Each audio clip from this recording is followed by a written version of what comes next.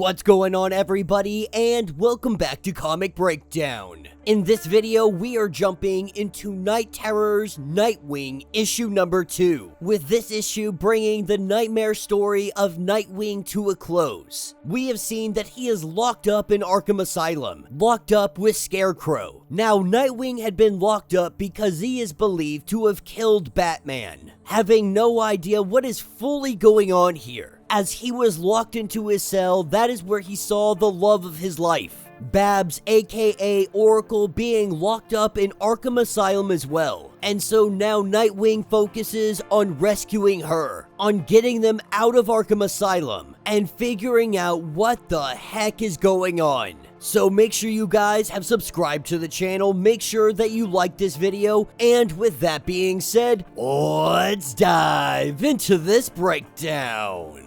Alright gang, so as we dive into this issue, we are picking up at Arkham, with the pig guards taking Babs away. Nightwing in cell 666. He watches as Babs is taken away, and there is no voice to comfort him. There is only the voice of Scarecrow. We see the rage coming out of Nightwing, telling Scarecrow to stop talking because they are busting out of here. Getting the map from Scarecrow, we see that this thing has a whole new design because Arkham Asylum changes. The layout switches around. While Nightwing believes that this map makes no sense at all, he thinks that he is holding a fake map. Scarecrow goes on to say that Arkham Asylum is more alive than he could recognize. That while yes, Scarecrow did draw the map changes on its own, with Scarecrow going on to say that this is a nightmare inside of a nightmare. That Nightwing is finally on his level, can finally understand.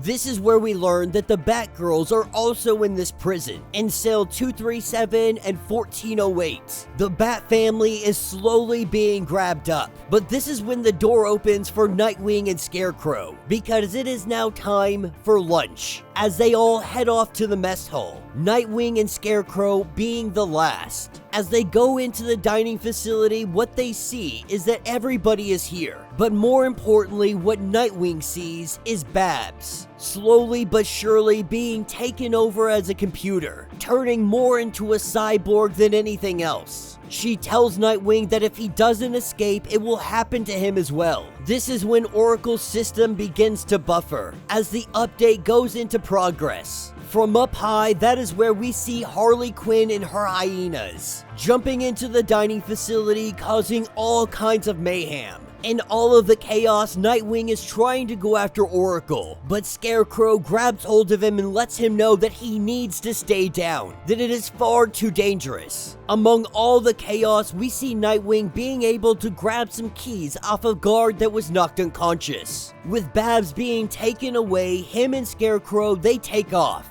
They use the keys and they open up a door. This door takes them to a corridor where there is nothing. An endless labyrinth, it seems. But more than that, this place is not on the map. It is uncharted, what they refer to as the back rooms of Arkham. Scarecrow goes on to say that he worked with a guy by the name of Basil Grims. The two of them had been working to map out all of Arkham Asylum, but eventually days had come on, and eventually Basil was no longer in communication, assuming that he is still roaming the corridors. But that is when we hear his voice over the walkie-talkie. Believing that he had taken a wrong turn, Nightwing and Scarecrow go looking for him. Turning some corners, they eventually come upon his body, in an advanced state of decay. He had only been missing for 3 days. But here in Arkham, people change. It already happened to Oracle, and she knows that Nightwing is next. While Basil grabs hold of him, this is when Nightwing hears Oracle, telling him to leave Basil alone, that the poor man is already dead. This is what takes them into the next room. Takes them to where Oracle is hooked up. As they are able to release Oracle from this machine, this is where we have the arrival of Insomnia, and we dive full force into Nightwing's nightmare. Insomnia summoning a Batman. Batman goes directly after Nightwing.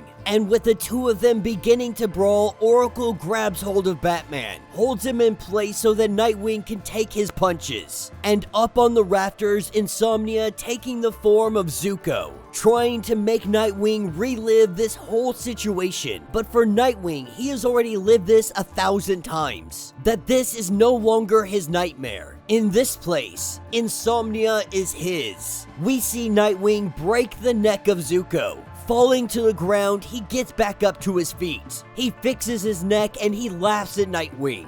Walking into the next room, this is where he meets up with the Batgirls and Oracle. With Oracle taking down Batman, we see that they are able to escape this place. But before Nightwing takes off, he goes back for Crane. The plan was for them to escape together. Despite everything that has happened in their past, he refuses to leave him behind. But Crane has no intention of going with him. While Nightwing says that he will never forget what happened here, Crane knows that he won't, because part of Nightwing liked it. This is the time that he got to kill Batman. You see, darkness is a part of all of us. The thin margin between dread and desire. Tonight, he tasted it, and Crane knows that this left him wanting more. As Nightwing begins to wake up, Crane still in that nightmare, seeing what else is there, what else is left over. A place where he can indulge, where fantasies come true. For Crane, this place is more beautiful than anything he has ever seen. And that will be the end of this issue.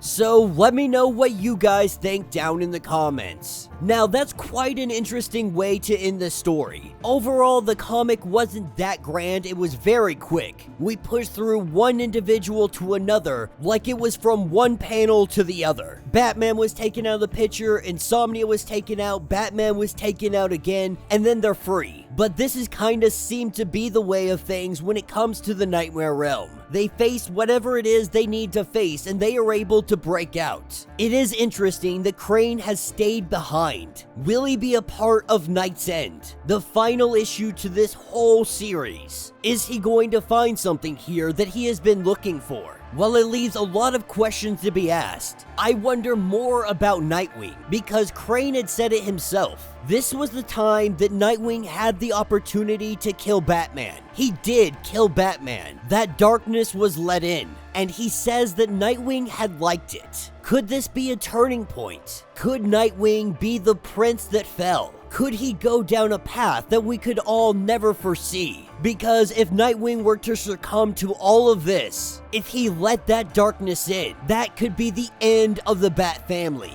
the match that sets them ablaze. And while it's probably not the direction that they might go with it, it definitely leaves an imprint. That if some writer at one point in time wants to take this as an opportunity to write Nightwing as not necessarily evil, but someone that doesn't abide by Batman's rules, that goes ahead and takes his own path, does his own thing, he lets that darkness in, what would Nightwing become?